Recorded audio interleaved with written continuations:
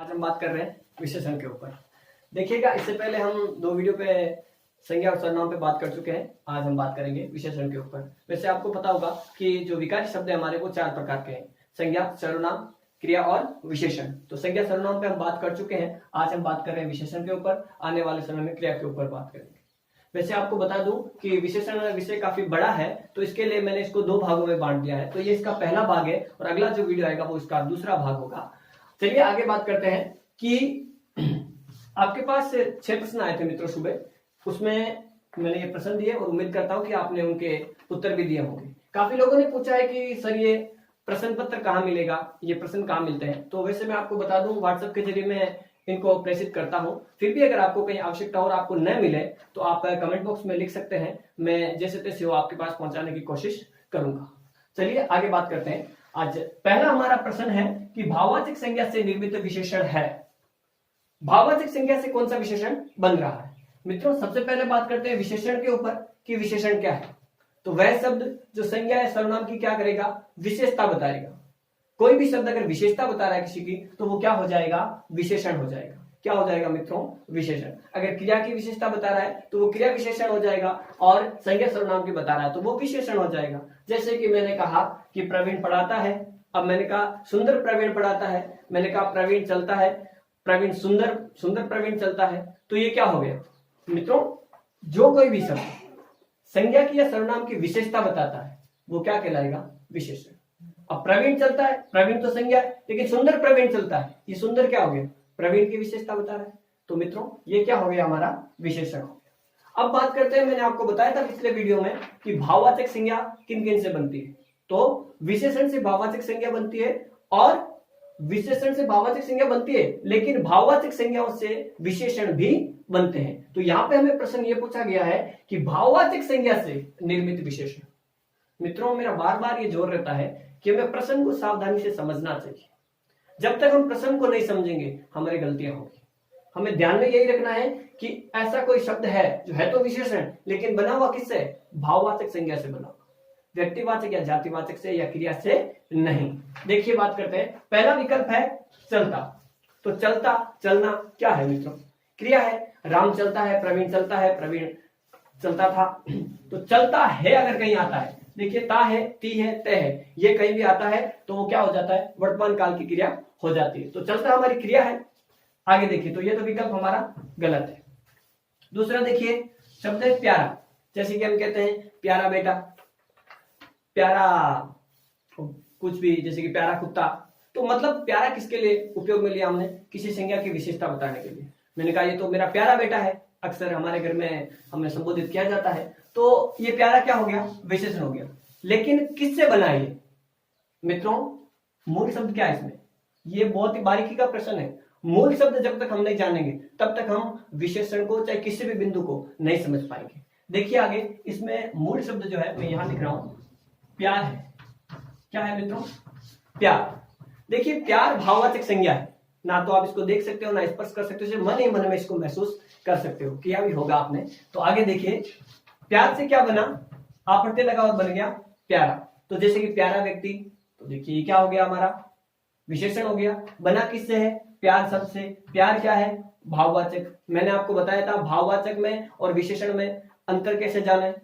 कोई भी शब्द अगर किसी दूसरे शब्द के साथ में सीधा सीधा जुड़ रहा है तो वो क्या होगा, वो विशेषण होगा, और अगर नहीं जुड़ रहा है तो वो संज्ञा होगी। तो देखिए प्यारा व्यक्ति जुड़ रहा है, प्यार व्यक्ति जुड़ रहा है क्या, नहीं जुड़ रहा है। तो इसका मतलब क्या हुआ मित्रों, ये प्यारा तो हमारा विशेषण है और प्यार जो है वो भाववाचक है। तो हमारा सही विकल्प कौन सा होगा मित्रों, बस यही हमारा सही विकल्प होगा। आगे देखिए, तीसरा विकल्प है, इस पे बात कर लेते हैं, रंगीन। तो देखिए इसमें मूल शब्द क्या है, रंग शब्द है। रंगीन है तो विशेषण, जैसे कि रंगीन कपड़ा, रंगीन टीवी, रंगीन धातु, है तो रंगीन विशेषण, लेकिन बना किससे, मूल शब्द है इसमें रंग। यहां लिख रहा हूं मित्रों, क्या है, जैसे मैंने कहा कोई रंगीन झाड़ू से झाड़ू निकाल रहा है।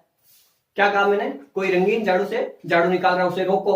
तो ये क्या हो गया, अब रंगीन झाड़ू लगा तो है ना, तो रंगीन झाड़ू वाले को रोको मैंने कहा, तो वो रंगीन क्या हो गया, इसमें रंगीन विशेषण है, झाड़ू की विशेषता बताई जा रही। क्या बताई जा रही है मित्रों, विशेषता बताई जा रही। तो ये बना किससे, रंगीन, रंग से बना। रंग क्या है हमारा, रंग है जातिवाचक।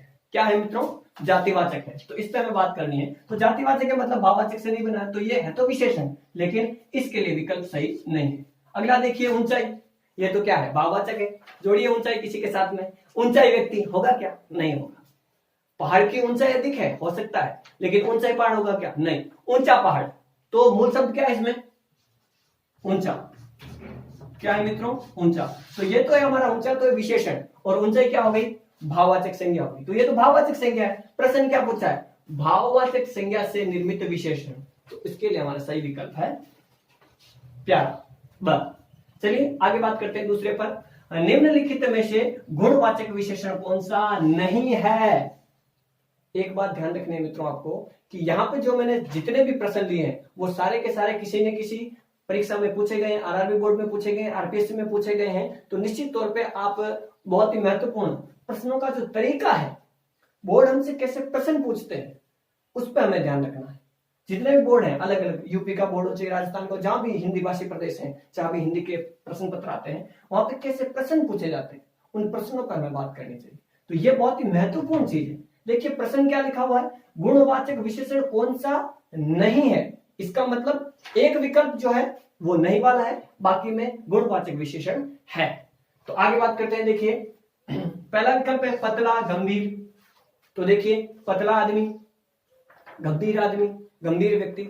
सबसे पहले हमें यह जानना होगा कि गुणवाचक विशेषण किसे कहते हैं। वह विशेषण जो क्या करेगा, किसी दशा के बारे में, आकार के बारे में, गुण के बारे में, रंग के बारे में, दोष के बारे में, अवस्था के बारे में, स्थान के बारे में बताएगा, बोध कराएगा, तो वह विशेषण कौन सा कहलाएगा, गुणवाचक विशेषण। कौन सा मित्रों, गुणवाचक विशेषण कहलाएगा। तो देखिए पतला क्या है, एक स्थिति है। मैंने कहा पतला व्यक्ति, मैं पतला हूं, तो मैं क्या हो गया, ये तो मेरी स्थिति बता दी, आकार बता दिया मेरा। अब देखिए गंभीर, गंभीर भी क्या है, एक व्यक्ति की स्थिति है, जैसे कि वो तो हर समय गंभीर मुद्रा में रहता है। जैसे कि मैंने कहा भाई इससे समझ के बात करना, गंभीर व्यक्ति है, तो ये गंभीर भी क्या हो गया, हमारा गुणवाचक हो गया। ठीक है, अगला देखिए जयपुरी, बम्बईया। मित्रों अगला जो आपका प्रश्न है आपके दिमाग में कि विशेषण के प्रकार बताए नहीं अभी तक आपने। देखिए मैं बता देता हूं आपको, विशेषण के 4 प्रकार हैं, गुणवाचक, संख्यावाचक, परिमाणवाचक और सार्वनामिक विशेषण। अब जो 5वां आपके दिमाग में चल रहा है कौन सा, ये देखिए मित्रों, आप कह रहे हो कि सर व्यक्तिवाचक विशेषण भी होता है, जो व्यक्तिवाचक संज्ञा से बनते हैं। होती तो व्यक्तिवाचक संज्ञा है, लेकिन उनसे जो निर्मित शब्द होता है और विशेषण का कार्य करता है उसे आप व्यक्तिवाचक संज्ञा में लेते हो। मित्रों जितने भी हमारे आदि ग्रंथ हुए हैं, आदि जो व्याकरण लोग हुए हैं, उन्होंने 4 ही माने हैं। चाहे कामता प्रसाद हो, चाहे भोलानाथ तिवारी हो, चाहे उदय नारायण तिवारी हो, उन सब ने क्या माना है, 4 ही माना है। और देखिए जहां कहीं भी स्थान की बात आती है तो स्थान गुणवाचक में आता है। और देखिए जयपुरी किससे बना है, जैसे मैंने कहा जयपुरी जूतियां, बम्बईया, इस पे आगे एक कमेंट भी आया हुआ है, पिछले वीडियो का पूछी गई है, उस पर बात करूंगा मैं भी। देखिए जयपुर शब्द है, इसमें मूल क्या है मित्रों, जयपुर शब्द है। तो जयपुर तो एक स्थान का नाम है, बम्बईया, बम्बई एक स्थान का नाम है। तो स्थान से संबंधित जो कुछ भी अगर विशेषण बना है, शब्द आ रहा है, तो वो गुणवाचक में आएगा। अगर मान लो किस में आएगा, गुणवाचक में। लेकिन अगर मान लो कि प्रश्न ऐसा आ गया, उसमें विकल्प दे दिया व्यक्तिवाचक संज्ञा, अगर विकल्प आ जाता है तो आपको क्या करना है, 2 नंबर लेने के लिए जयपुरी और बम्बईया को क्या कर देना है, व्यक्तिवाचक विशेषण कर देना है और नंबर ले लेने हैं। बाकी ये व्यक्तिवाचक में नहीं आते हैं, ये गुणवाचक में आते हैं। विशेषण हमारे 4 प्रकार के ही हैं। ये 5वां प्रकार जो व्यक्तिवाचक विशेषण बताया जाता है, अगर आता है प्रश्न तो आप इस पर बात कर सकते हो। आगे देखिए इस पे एक प्रतिक्रिया आई हुई है, मैं बाद में बात करूंगा इस पे। अब तीसरा विकल्प है प्रत्येक और चौथा, तो ये भी क्या है, गुणवाचक हो गया। विकल्प कौन सा सही है हमारा, ये प्रत्येक, चौथा ये क्या है, यह संख्यावाचक। कौन सा संख्यावाचक, निश्चित संख्यावाचक। ये तो देखिए प्रत्येक बोधक है ना, प्रत्येक, हर एक, ये किसमें है, प्रत्येक में। और ये देखिए चौथा 10वां, ये क्या है, ये आपका भाग बताएगा, है ना। तो अगला देखिए ये हमारा सही हो गया यहाँ पे कि कौन सा नहीं है, प्रत्येक और चौथा, ये गुणवाचक नहीं है मित्रों, ये संख्यावाचक विशेषण है। अगला देखिए तीसरा है कि निम्नलिखित में से विशेषण चुनिए। कौन सा विशेषण है, मतलब 3 शब्द से जो विशेषण में नहीं है, एक शब्द जो विशेषण है। देखिए सीधा सीधा लगाइए यहाँ पे, भलाई, मिठास, थोड़ा और बदमाशी। भलाई जोड़ी किसी शब्द के साथ में, भलाई आदमी जुड़ा क्या, नहीं जुड़ा, भला आदमी जुड़ गया। तो मतलब ये तो भाववाचक संज्ञा है मित्रों, जो विशेषण से बनी है। विशेषण क्या है इसमें? भला। क्या है? भला है। तो ये तो हमारा विकल्प गलत है। अब देखिए मिठास, मिठास, मिठास रसगुल्ला कर सकते हैं क्या? नहीं कर सकते। मिठास बर्फी कर सकते हैं क्या? नहीं कर सकते। अब देखिए मीठा रसगुल्ला, मीठा, तो ये मीठा से बना है मिठास, तो ये भी क्या है? हमारी भाववाचक संज्ञा है। ठीक है। अब देखिए आगे थोड़ा, थोड़ा क्या है? जोड़ो, थोड़ा खाना, थोड़ा दूध, थोड़ा पानी, बिल्कुल जुड़ रहा है। तो इसका मतलब यही विकल्प हमारा सही है। ये क्या है? इसमें से विशेषण है मित्रों थोड़ा। देखिए एक बात और बताना चाहूंगा मैं आपको, विशेष तौर से थोड़ा सा ध्यान रखना है। ये जो हमारी वाक्य शुद्धि होती है उसमें पूछा जाएगा आपसे ये प्रश्न कि जैसे कि कुछ और थोड़ा में थोड़ा सा दिक्कत रहती है हमें। अगर ज्यादातर गणीय संज्ञा आती है, गणनीय योग्य संज्ञा, तो उसमें आपको ध्यान रखना है कि कुछ का ही प्रयोग करना है, ज्यादातर, अधिकतर।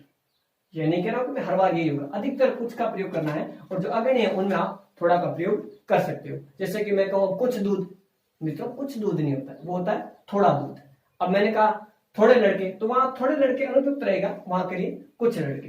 तो देखिए ये हमारा सही है विकल्प, ये विशेषण है हमारा। अब देखिए बदमाशी, ये भी भाववाचक है। बदमाशी को आप देख नहीं सकते, बदमाशी क्या होता है? हाँ बदमाश, बिल्कुल जुड़ गया। बदमाश व्यक्ति, बदमाश गुंडा, बदमाश नेता होते ही हैं आजकल, देखा भी होगा आपने। तो ये क्या हो गया? बदमाश इसमें विशेषण है, बदमाशी क्या है? भाववाचक है। तो देखिए मित्रों, भलाई, मिठास और बदमाशी तीनों भाववाचक संज्ञाएं हैं, और थोड़ा क्या है हमारा? थोड़ा है विशेषण। देखिए आगे बात करते हैं। तीसरा विकल्प है 5 ट्रक बजरी अरेखांकित में विशेषण बताओ। देखिए 5 जो है हमारे सामने, उनमें हमें क्या करना है? विशेषण बताना है। बहुत सारे लोगों के ये थोड़ा सा प्रश्न घूम रहा है दिमाग में कि 5 ट्रक बजरी। मित्रों ध्यान रखना है, संख्यावाचक में और परिमाणवाचक में बस हल्का सा अंतर है। अगर गणीय योग्य संज्ञा है तो उसकी विशेषता बता रहा कोई शब्द, तो वो तो आएगा संख्यावाचक में। और अगर कोई भी संज्ञा गणीय नहीं है और उसके अगर आगे कोई विशेषण आ रहा है तो वो परिमाण में चला जाएगा। मित्रों यहाँ पे आपने देखा कि 5 ट्रक बजरी, बात किसकी चल रही? ट्रक की चल रही है, बजरी की चल रही है? मित्रों बजरी की बात चल रही है। किसकी बात चल रही है? बजरी की बात चल रही है। यहाँ पे बात बजरी की कर रहे हैं हम कि कितनी बजरी लाए भाई? 5 ट्रक बजरी लाए, 10 ट्रक बजरी लाए, तो बजरी की बात कर रहे हैं। ये तो माप हो गया। 5 ट्रक क्या है? माप है। अगर आप 5 ट्रक को नापोगे तो गिन नहीं सकते आप बजरी को। बजरी को आपको तोलना पड़ेगा, इतना क्विंटल या इतना टन। तो मित्रों यहाँ पे ध्यान रखना, ये 5 जो है वो संख्यावाचक नहीं है। ये क्या होगा? हमारा परिमाण होगा। क्या होगा मित्रों? परिमाण होगा। ध्यान से देख लेना, जहां कहीं भी बात आती है अगणीय संज्ञा की और उसकी कोई विशेषता बता रहा है तो वो क्या होगा?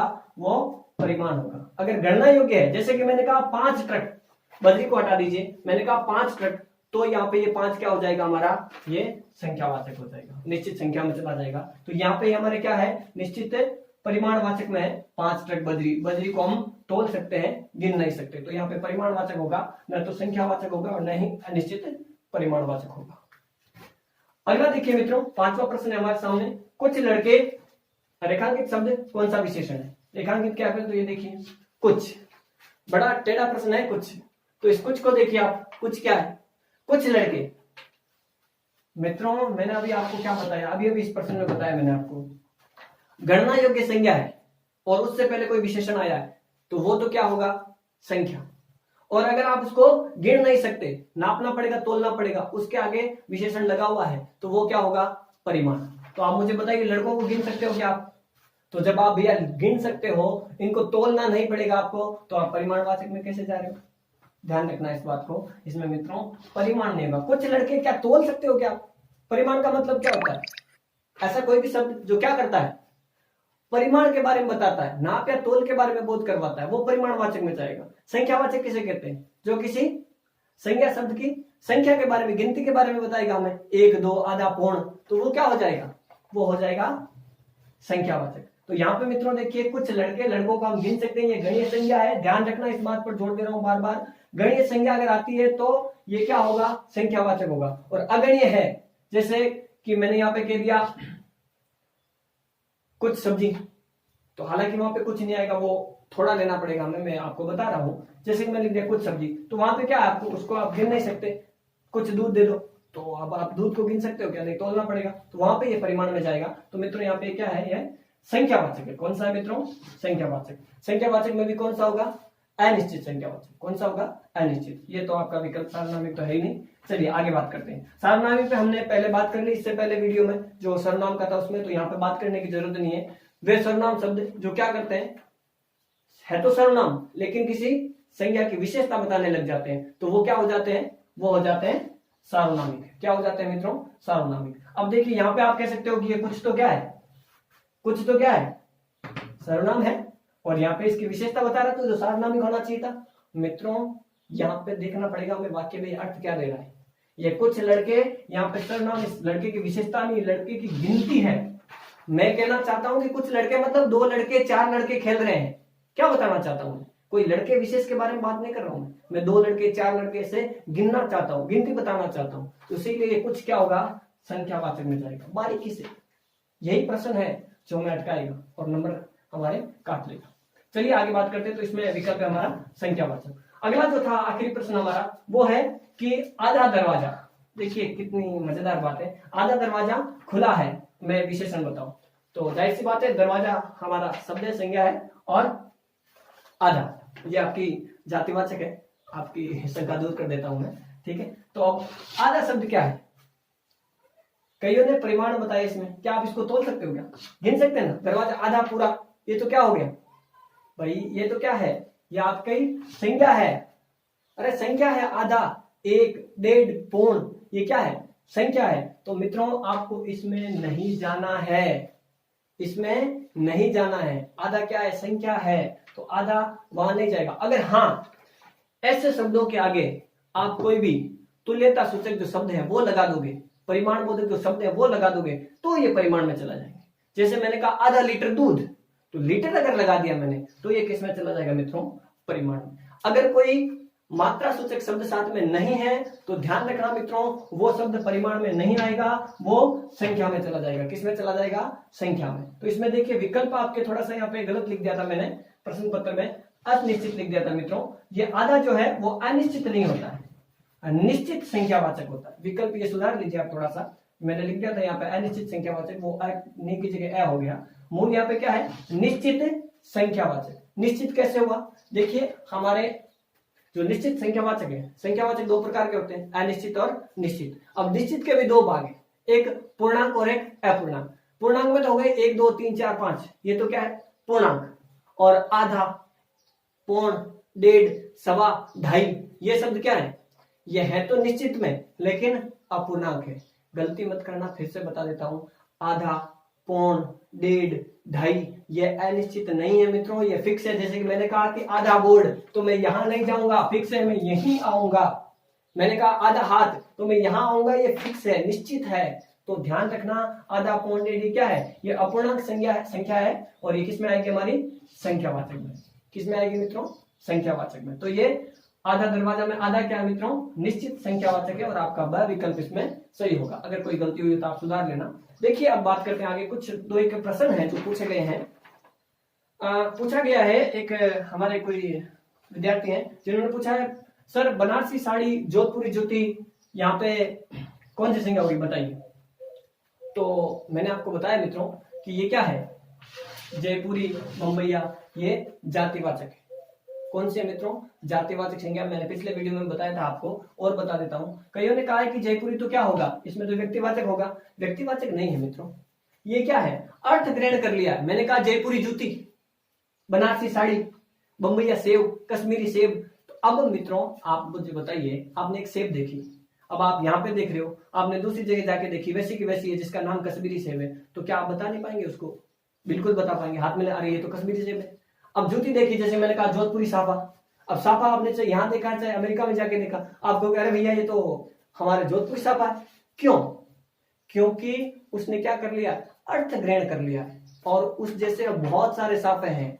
व्यक्तिवाचक वही होगा जो सिर्फ दुनिया में एक ही होगा। जयपुर एक है मित्रों, जयपुरी जूती एक नहीं है, उसकी एक खास डिजाइन है। जो आप कहीं भी पहचान सकते हो। अगर कोई विदेशी पर्यटक आया और यहाँ से ले गया तो वहां पे जाके अगर उसने दुकान खोल दी उसकी, तो वहां पे हम जाएंगे, उस जूती को देखते ही पहचान लेंगे ये तो हमारी जयपुरी जूती है। तो मित्रों इन्होंने क्या कर लिया, अर्थ ग्रहण कर लिया और ये दुनिया में अनेक है। तो जयपुरी जूती और जोधपुरी जूती, बनारसी साड़ी, ये सब किस में आएंगे, ये हमारे जातिवाचक में आएंगे। अगर कहीं गलती हो तो आप सुधार लेना इसको। आगे देखिए, एक शब्द पूछा है हवा, कि हवा में कौन सी संज्ञा है। हवा में मित्रों मैं आपको बता देता हूं, देखिए मैंने आपको पहले भी कहा था कि अर्थ पर जाना, हमें किस पर जाना है, अर्थ पर जाना है। हवा देखिए वैसे तो जातिवाचक है, हवा हमारे क्या होती है, स्पर्श होती है यहाँ पे, और हमें पता चल जाता है कि हाँ हवा आ रही है, तो ये क्या हो गई, जातिवाचक हो गई। जैसे मैंने कहा हवा आ रही है, हवा चल रही है, तो यहाँ पे तो हवा क्या है, जातिवाचक है। लेकिन अगर मैंने इस वाक्य में ऐसे प्रयोग कर दिया, मैंने कहा आजकल तो उस पार्टी की हवा बहुत खराब है, या मैंने कहा कि उस नेता की हवा बहुत बुरी चल रही है, या उसकी हवा बना दी है, तो वहां पे जो वो हवा है, वो जो हमारे यहाँ वातावरण में फैली हुई है वो नहीं है। वहां हवा का मतलब एक विचारधारा, एक पक्ष है, तो वहां पे वो क्या हो जाएगी, वो भाववाचक हो जाएगी। जैसे मैंने कहा उस पार्टी की हवा चल रही है, तो हवा का मतलब क्या होगा मित्रों, वहां पे मतलब हुआ उसका पक्ष मजबूत है, तो उसने वो अर्थ नहीं रखा, वो एक विचारधारा की बात है, दिमाग की बात है, अंदर की, उसको हम देख नहीं सकते, तो वहां पे तो ये हवा क्या होगी, भाववाचक में। लेकिन ये जो हवा हम जिसकी बात कर रहे हैं हवा की, वो क्या है, जातिवाचक है। जैसे मैंने कहा हवा चल रही है, तो ये हवा जो है हमारे को बिल्कुल स्पर्श करती है मित्रों, सूक्ष्म कण होते हैं इसमें।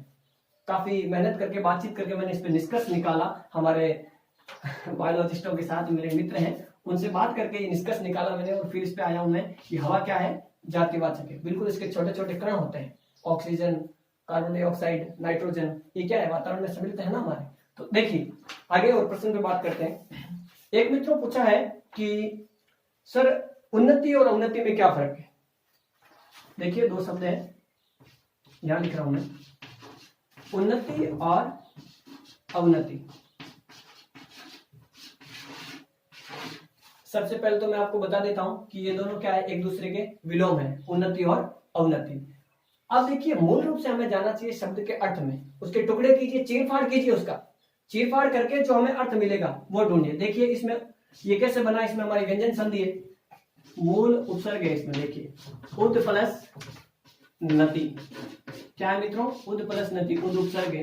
कई किताबों में भी आप बताओगे मेरे को कि उत है, उस पर जब हम उपसर्ग पढ़ेंगे तब बात करेंगे कि कौन सा सही है, सही यही होता है, ये नहीं होता है, आगे बात करेंगे हम इस पे जब उपसर्ग आएंगे तब, ठीक है। तो उद और नति, देखिए उद की संधि आपने देखी होगी, जब ने के साथ में मिलता है तो क्या करता है, ने बन जाता है, तो उद नति से बना है उन्नति। अब नति का मतलब क्या होता है मित्रों, नति का मतलब होता है स्थिति, क्या होता है, स्थिति होता है। तो उद का मतलब होता है ऊपर, श्रेष्ठ स्थिति। तो उन्नति का मतलब कहते हैं ना भाई उसने तो उन्नति कर ली, मतलब श्रेष्ठ स्थिति, अच्छी स्थिति प्राप्त कर ली, तो वो तो हो गई उन्नति। और अब देखिए सिंपल सी बात है, नति शब्द निकाल दिया, बचा क्या, अब हमारा क्या है, उपसर्ग है। अब क्या करता है, नीचे का बोध करवाता है, मूरा का बोध करवाता है। तो उन्नति मतलब ऊपर की स्थिति, अच्छी स्थिति, और अवनति मतलब नीचे की स्थिति, बुरी स्थिति। तो ये थे हमारे दो शब्द। देखिए एक था मित्रों उत्कर्ष और अपकर्ष, वैसे ही शब्द है जैसे कि उद प्लस कर्ष, उत्कर्ष ऊपर उठा हुआ और अपकर्ष नीचे गिरा हुआ, तो ये बात है। तो मित्रों आज की बात हमारी पूर्ण होती हुई, आगे मैं बताता हूं आपको। धन्यवाद। तो देखो मित्रों आखिरी बात है मेरी कि मैंने आपको बताया था कि विशेषण का ये पहला भाग है, अभी विशेषण पूरे नहीं हुए हैं, मुख्य रूप से जो प्रश्न पूछे जाते हैं वो अभी बाकी है। इनमें से मैंने ऊपर से बात की है, जो हमारे मूल रूप से साधारण प्रश्न आते हैं उस पर बात की है। अब जो आपको इसमें किसी भी प्रकार की कोई दिक्कत हो आप कमेंट बॉक्स में लिखिए, मैं अगले वीडियो में उस पर बात करूंगा। और विशेषण के जो विशेष रूप से और भाग हैं, प्रविशेषण क्या होता है, विधेय विशेषण क्या होता है, उद्देश्य विशेषण क्या होता है, विशेषण के भाग क्या होता है, अविकारी क्या होता है, विकारी क्या होता है, ये विशेषण के प्रकार हैं, इन पे खुलकर के बात करेंगे हम, जो हमारे विशेष रूप से एसआई में, रीट में और आरएस मुख्य परीक्षा में पूछे जाते हैं, उन पर मैं बात करूंगा। धन्यवाद मित्रों, नमस्कार।